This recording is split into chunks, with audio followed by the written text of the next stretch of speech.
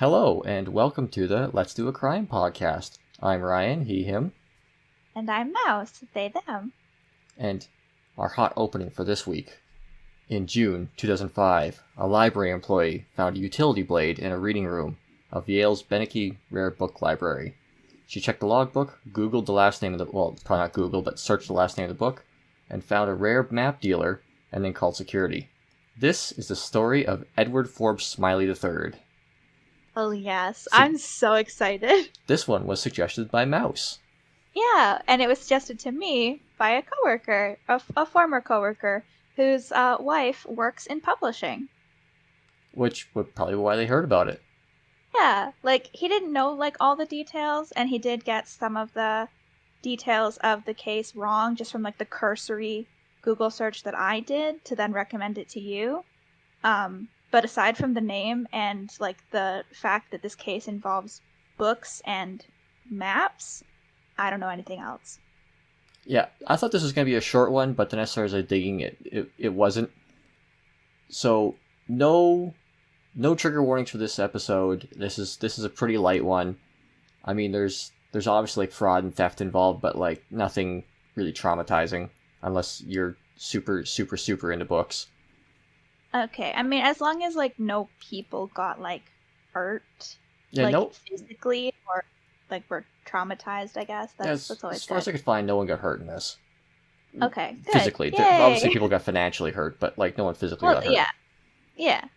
So, Mouse, are you familiar with rare book archives? No.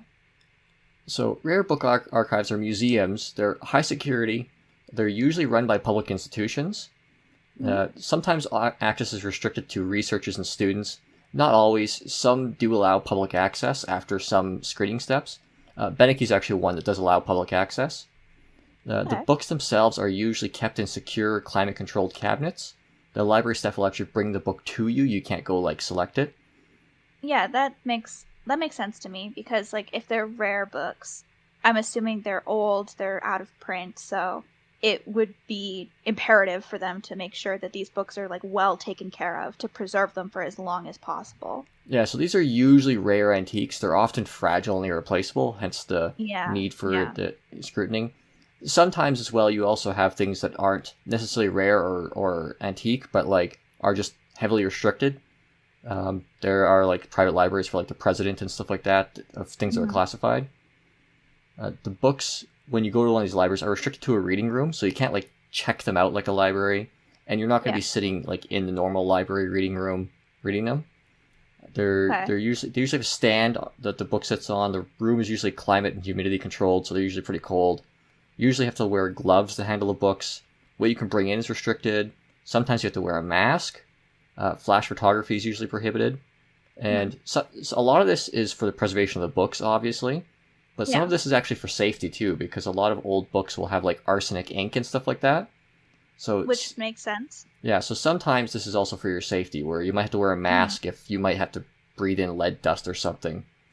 Yeah, I will say that, I did work at a museum before, and this is very striking to me in terms of, similarity. This sounds to me mostly like the archives of a museum, where, there's the general front of house where people can, look at historical artifacts, but then there's also the archive, which is in the back of the museum house, and you need to have special permission and everything that you're saying here to see those items as well. So it's like a book museum. Yeah, it pretty much is.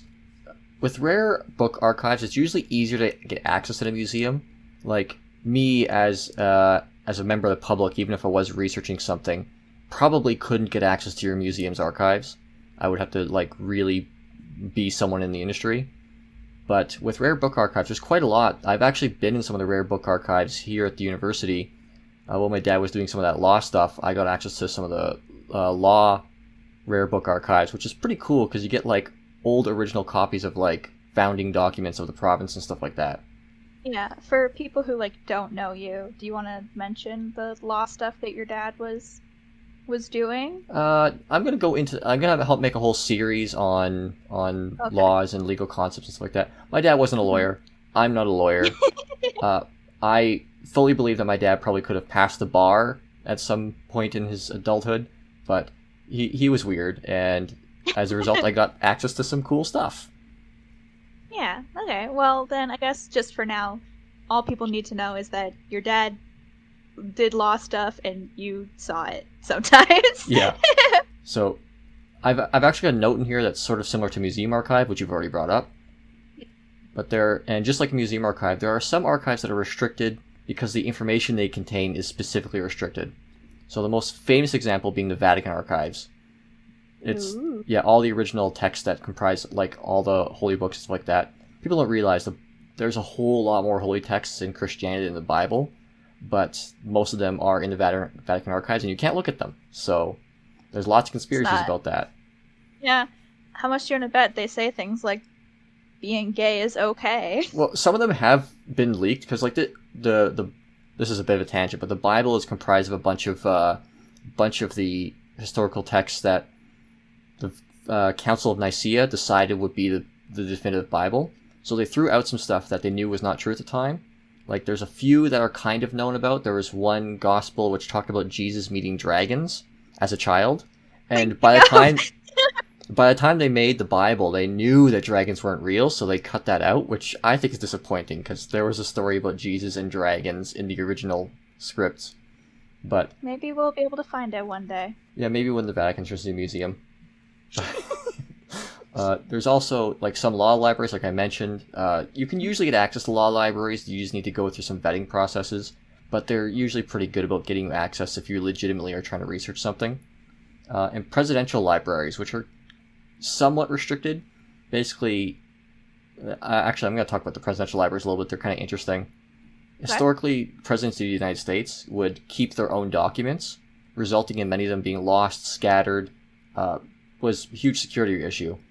Some presidents did establish their own public archives, but there was no real formal system of it until 1955.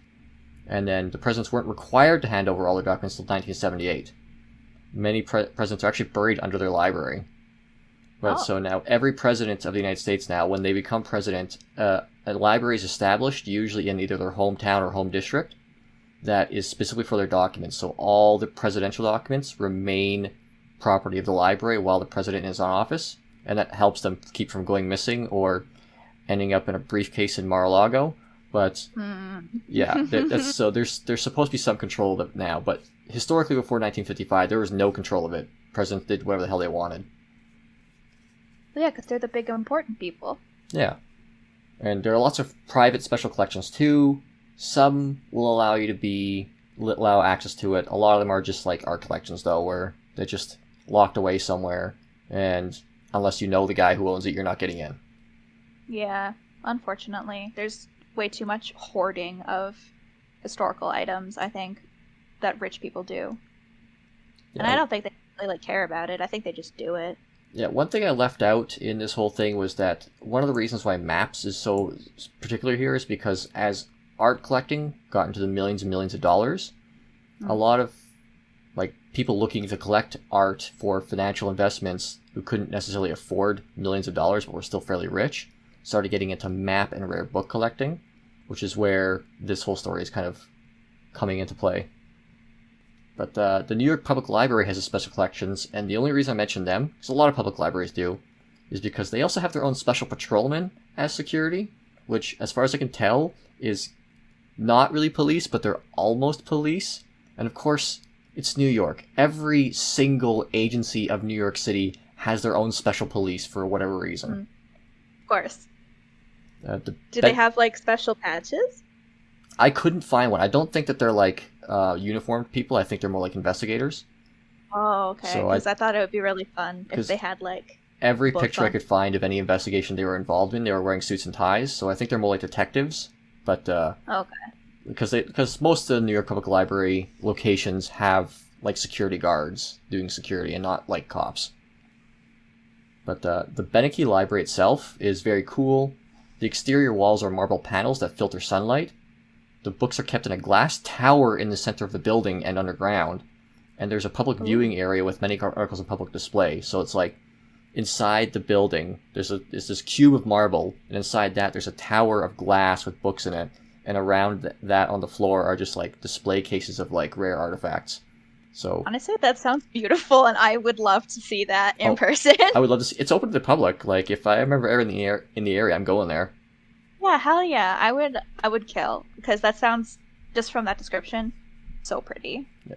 This library also pioneered the use of extreme cold as treatment to prevent pests from coming in with new materials. So I guess they had some problems with infestations. And one of the questions is, how do you treat this without damaging the books? Because if you use any kind of chemicals or whatever in the air, that could damage some of these books. And they found one reliable way that rarely ever damaged anything was just to freeze it. Deep freeze for a few days, kills everything. Which is so interesting, because you'd think that like the condensation from the water in the air cooling and then warming up would... Well, if they're using it like the way air conditioning works, it actually air conditioning actually pulls moisture out of the air. So if they use that similar process, then they could probably freeze it with really dry air. Okay, I actually did not know that that's how air conditioning worked. Yeah, that's actually what it was invented for, is to pull moist air out of like machine shops and stuff like that. The fact that it just cooled down the workers was like a nice side benefit, but it was really just keeping machines from like rusting and jamming and stuff. Of course. So Forbes Smiley. So even though his name was Edward Forbes Smiley, everything I've read refers to him as Forbes Smiley. He was born on April 13th, 1956. His father was a physicist and engineer who collected rare antique gardening books. This is a hobby that Forbes continued. He went to Dairyfield High School, a college prep school whose parents were co-founders of, apparently. He studied at Hampshire College.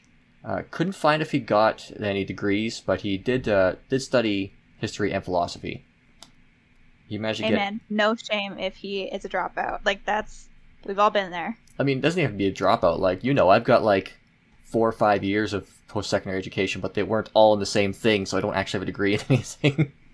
That's also true. He could just have studied stuff, but not actually gotten a degree for any of his studies, because they didn't all happen to coincide with a degree. And at this time, also, having a degree wouldn't necessarily be like the thing you go to college for. Just being college educated would be enough to get you a job in the 70s. Yeah, because people would be like, holy shit, you did advanced book learning? Pretty much. So he got a job in the late 70s at B. Altman, which is apparently a New York store that has a rare book and map department. So B. Altman, I guess, is like a department store, but they had a department of it that was rare books and maps. There, we think of. Yeah. There he developed an interest and an expertise in rare maps. So this is where he kind of cut his teeth. He was working for a store that sold these things. He left B. Altman in the 80s, started his own map business, and had early success helping wealthy collectors build their collections quickly, and became kind of famous in the industry. He is even credited for helping build one of the map collections with the New York Public Library. He briefly had his own gallery, but it was burglarized and he lost most of his uninsured stock, so he rebuilt his business as a home business instead. Okay. So he's had a lot of early successes and some setbacks here, but it seems like a pretty reasonable career building. Yeah, this seems like a pretty straightforward career trajectory to me so far. Yeah. One article I read said he and his wife, quote-unquote, lived modestly. This article must have been written by a rich person because he pissed away money. Yeah, so his wife and him bought a vacation home. So this is their second home, not their main home. Of course, because it's modest to have a vacation home.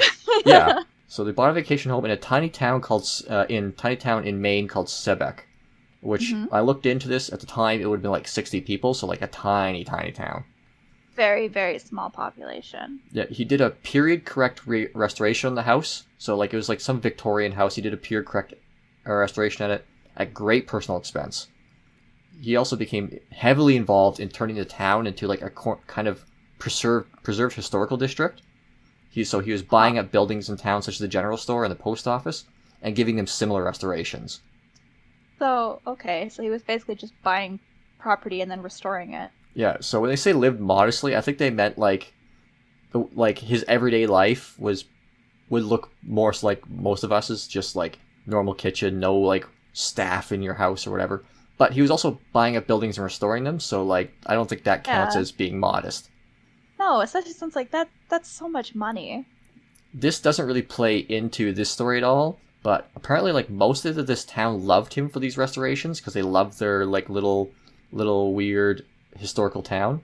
But he had a rivalry with a town called the Moriartys, which I love, like, because oh my god, this family called the Moriartys over zoning restrictions because they were trying to build like a modern marina or something like in town, and he was opposing it because it was too modern and ruined the aesthetic. And oh my god, this resulted in many costly legal battles. Okay, but honestly, kind of same. Not in terms of money, obviously, because there's no way in hell I'd ever be able to afford something like this. But, like, I totally get it. Like, if you live in a historical area and then someone introduces something that's, like, of a modern aesthetic to it, it just kind of ruins the vibe of the whole area. Yeah, I think he actually lost because the town was so small it wasn't, like, really a town, so they didn't really have zoning regulations at all. So you could kind of do whatever the hell you wanted there. And so Which is also fair, yeah. Yeah. So, Smiley was in massive debt seemingly most of the entire time he worked for himself. The IRS places multiple liens on their houses. So it seems like he would get into massive debt. The IRS, which... They place liens? Yeah, liens. So what a lien is that if say if I'm a contractor and I've done some work for someone on their house and they don't pay me, I can put a lien on their property, which means that they can't do anything with it. They can't sell it. They can't mortgage it. Oh, okay. It basically locks it in until the lien is settled. So the IRS, this is one thing that tax agencies will do before they seize your property. They'll put a lien on it, which will keep you from doing anything with it until you resolve it. But it seems like because they put multiple liens on it, it seems like they probably put one on. He would pay off his debts and resolve it, and then they would take it off, and this happened multiple times. Okay. Yeah. So, fast forward to 2005, staff member Naomi Saito found an exacto blade on the floor of the reading room and brought it to the attention of her supervisor, Ellen Cords. Obviously, such an item is prohibited in the Beneke reading room, so she checked the sign-in log, found that Smiley was a dealer in rare maps, and called security. The Beneke staff then contacted the main Yale library and learned that the main Yale library had been suspicious of Smiley for some time. They couldn't prove anything, but there was some connections between missing items and Smiley that they already knew of. Mm-hmm. So security began to monitor Smiley's movements around the campus and contacted the campus police. Smiley was apparently found with 7 maps on him, 3 of which that matched the books he just examined. He was asked about the exacto blade and admitted he had dropped it. He was asked where he got the maps, was unable to give a verifiable answer, and was arrested for larceny. Oh my god. He's just like, I don't know, they were just in my pocket. Which is kind of funny, because I read the account of this whole thing, like a Yale detective, like part of the police agency, had stopped him and questioned him. And, like, I'll note that if Smiley had just walked away, there's a good chance they didn't have enough evidence to arrest him at that moment. They probably would later and get an arrest warrant. But yeah. He kind of tried to talk his way out of it and ended up talking himself into the arrest, which is common and funny. Yeah, you're always telling me about people, like, saying dumb shit. Yeah, people will just walk up to uniformed law enforcement people and just admit stuff. And it's like, what are you doing? Don't... Yeah. No, shut up. Yeah, like, the amount of people I've seen, like, because people may not know listening, but, like, I am a fan of, like serial killer documentaries and stuff. A fan's not really the right term for it, but, like, I've seen a lot of it. I find them very interesting. And so many people who commit murder, like horrific murder, will just admit to it, but, like, they won't admit to it, but they'll give details that are way too obvious, but then be like, but I just saw it. I wasn't part of it. And I'm like, my guy, just shut up. Just shut the fuck up. Yeah. And one thing I find really annoying is that it was very difficult to find out exactly how this went down. Wikipedia and, like, almost every news article about this basically said that, oh yeah, an employee found an exact knife, they called security, he was arrested. So, like, and for a little while I'm like, did security arrest him? Can they do that down there? Like, this doesn't seem like a thing that security should just be able to do. But no, it was campus police, and he basically gave him enough evidence to actually arrest him on the spot. What a dumbass. Where was I in here? Okay. The maps were examined by William Reese, another rare book collector. the maps stolen from Beneke were really easy to confirm. All they had to do was compare the damage in the books to the maps. So that those books had insect damage consistent with the books they came from. So Beneke had an infestation decades prior, which is why they developed the cold treatments. And so all they had to do is look at like the insect damage on the pages and compare them to the maps, and they matched. So they know that those were their maps. Yeah. Some of the maps not claimed by Beneke... some of the maps that he had that weren't claimed by Beneke turned out to be very accurate replicas. This was never proven as far as I can tell, but this created some speculation that he might have been swapping genuine maps for recreations. Most staff, even in special collections, would lack the specific knowledge to tell a high-quality replica from an original. Because even like staff in special collections, like the specifics of like specific maps would be like really, really industry-specific knowledge. So like the staff working in a rare book library would have general expertise on rare books, but maybe not specifically on these maps. So a really high quality. I could definitely see somebody spending like decades just studying one book. So that doesn't surprise me at all. Yeah, and a lot of articles I read noted that because the fact that map collecting was only starting to become like art collecting around this time, a lot of institutions didn't really document their maps really well and didn't think much of them other than just they're a part of the book. And so as a result of this, now they do kind of track maps in books specifically rather than just considering them part of the book. So one article I read goes on a rant about how Beneke using an exacto blade was more destructive than he needed to be. And then the article actually went on to explain less destructive methods for removing pages from old books, which I found very funny. Which, like, I've obviously left that out because I don't want people going stealing old maps and stuff like that. But this guy was like, if you want to steal the maps, like, that's one thing, like, that's bad enough. But he was damaging the books. He could have just done it this way, and it wouldn't have damaged the book at all. And I just thought that is definitely a rant from someone who has a very specific interest in this case. Oh, absolutely. Like, they have passion, but, like, this was a bit misguided. Yeah. Smiley originally claimed innocence, but later in court, he admitted to stealing 97 maps from 6 institutions. 97? Yep. Stole 97. Well, that's what he admitted to. So, oh my god, I didn't think it was that many. The institutions he stole from were Beneke, obviously, Boston Public Library, Harvard, Newberry, the British Library, and the New York Public Library, which I'll note he helped build their collection. Oh my god, what an asshole. Yeah, he did assist the FBI in locating most of them. 91 of the 97 maps were recovered. Okay. Yeah, his assistance was notable and was factored into his conviction because it's really unlikely anyone who found out they had a stolen map would ever come forward. The maps were the maps were typically seized and returned to the lawful owners, and no compensation given to the buyers. They would have to sue him for compensation, which, I mean, can only get so much blood from a stone, right? Right. So this is like when people find out that like paintings that they have were stolen.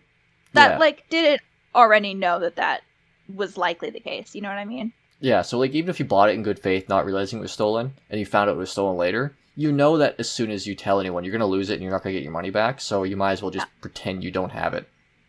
Yeah. Which is shitty, but it's the way people think. So he was sentenced to 3.5 years. He was also ordered to pay $2.3 million in damages. I believe he had to sell a lot of his properties to make this up. But that is not the end of the story. Of course not. He only served 3.5 years. Well, he, as far as I know, he hasn't done anything like since he got out. But while Smiley had a reputation for sourcing rare maps, he also had a reputation for bouncing checks.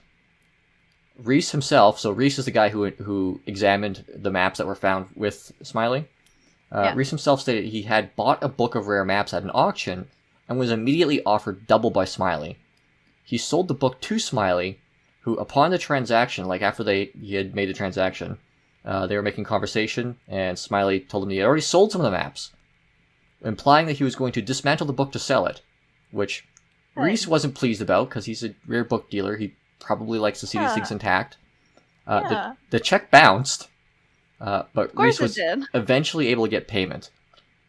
So I guess from some of the reading and some of the accounts I've read, I guess it was well known that this guy could get really rare maps, but also that like demand cash from this guy because his checks will bounce. Mm-hmm. And most people, I guess, did manage to get their money from him eventually, but they really had to hound him. So before his bust here, most people in the industry who were dealing with him would demand cash instead of letting him pay in a check because they knew that would probably bounce if they got a check from him. So that's not. They're like, this guy, notorious check bouncer. There's a lot of people who also like were really suspicious of him being kind of scammy because of this and would specifically avoid dealing with him. To the point where some of Reese's rivals, or not Reese, some of Smiley's rivals speculate that Smiley had been unethically sourcing maps much earlier than he admitted to. Graham Orator, another map collector, in 1998, when Smiley's contributions to the New York Public Library had been unveiled, publicly wondered how he had found so many rare items. Apparently, Smiley was almost never at industry auctions and was not a member of the Antiquarian Booksellers Association of America, which is the standard trade association most are involved with. So they're kind of like, okay, he's not at these auctions where we're getting our stuff. He's not part of our guild. Where is he sourcing these from? Which is like a big question. Like, really, where was he if he was such a good map collector, why was he not involved with other people? Yeah, it sounds like he knew this one way to get books, so he just kind of went with it.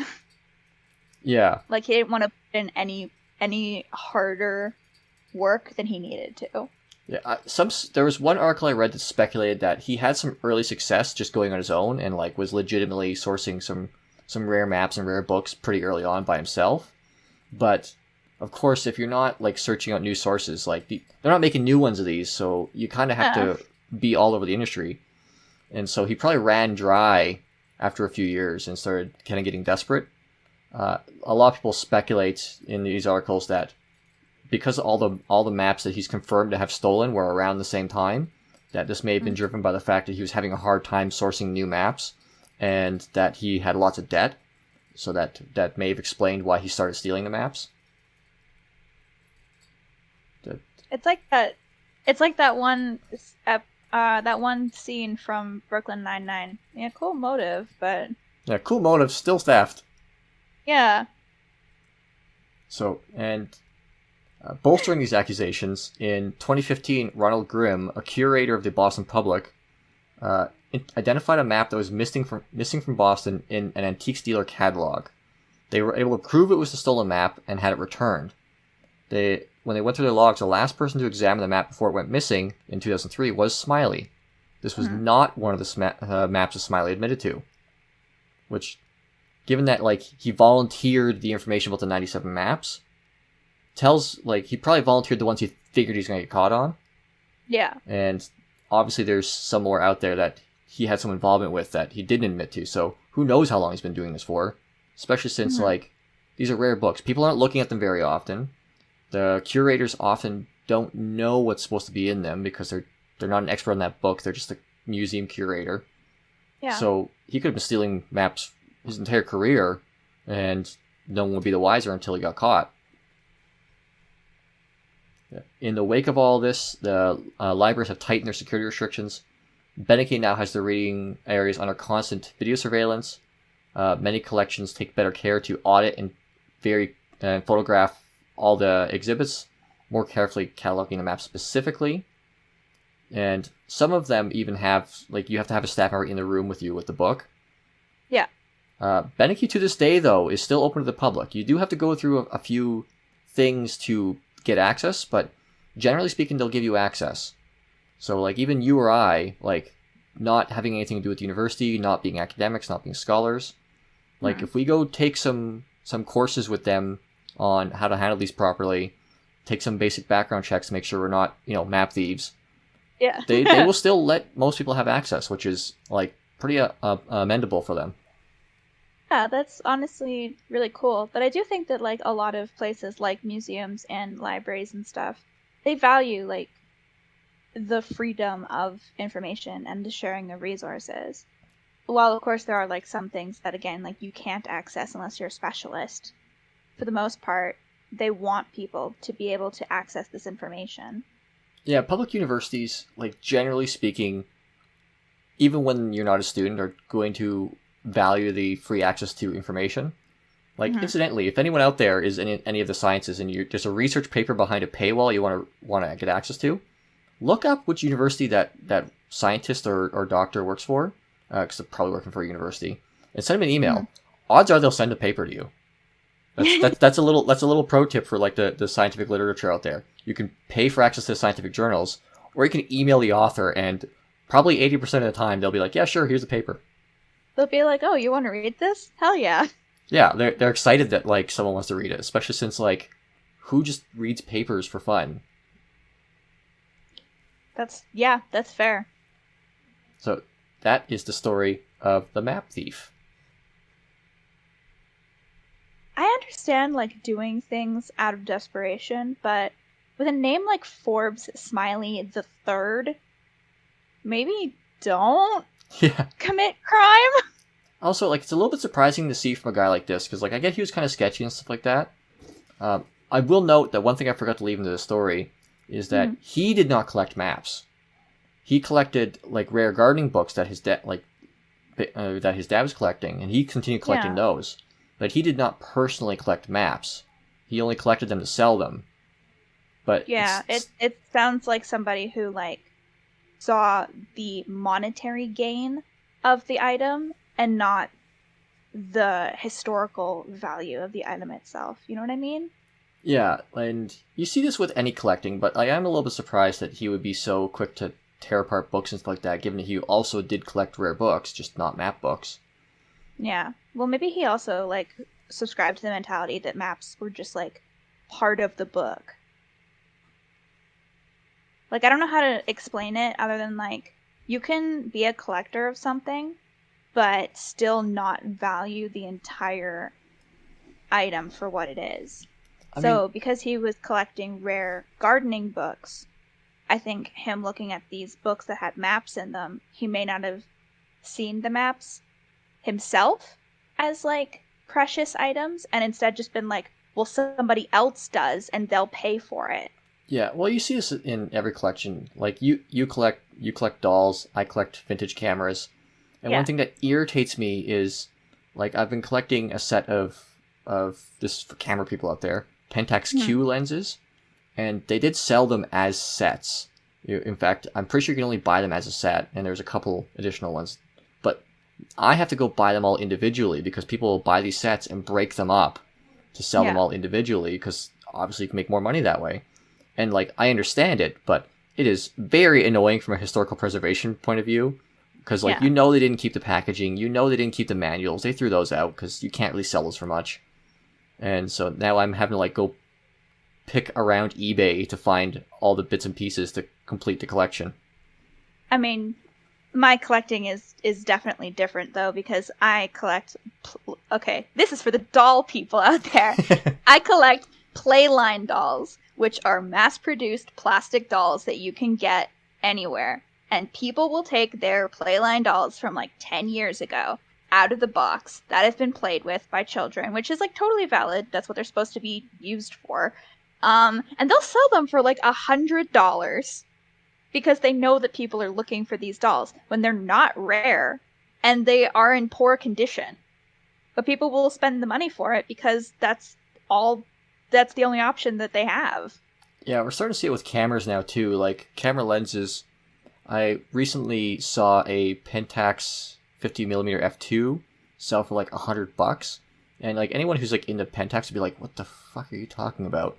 Because those are the most common lens I think that were ever made. Because it was the default lens that just came with your camera when you bought it, and so like they're good lenses, but like they're not valuable in any way. Like I've got a stack of them here. Like I would say they're worth probably about $10 each, but because people see old film camera and think valuable, like now the prices are just inflating, so now it's hard to get one for less than $100 because everyone thinks they're worth that now. Yeah, so just a little PSA for all the girlies on Poshmark who are selling like sets of 4 naked Monster High dolls for like $100. I wish you a very go fuck yourself. Thanks. Yeah, same to all the people who go and buy up lots of lenses and just sell them for hundreds of dollars on eBay without any even looking into what they actually sell for. Yeah. Like, go fuck yourself. This has been a lovely message from us here at Let's Do a Crime Podcast to the secondhand market. Go fuck yourself. Go fuck yourself. And don't steal maps. Oh, yeah, no, absolutely not. Get into collecting, satisfy that weird primordial crow brain compulsion that we have to have things around us at all times forever. Don't steal things, and don't break things up to then sell them into little pieces. You want to do the email outro? Yeah. So we have an email address. It's letsdoacrime@gmail.com. That's LETSDOACRIME@gmail.com. And if you have any crime cases that you want us to cover that aren't related to murder, you can hit us up there and let us know what case it is that you are interested in hearing us cover. Okay, that's all for this time. Bye!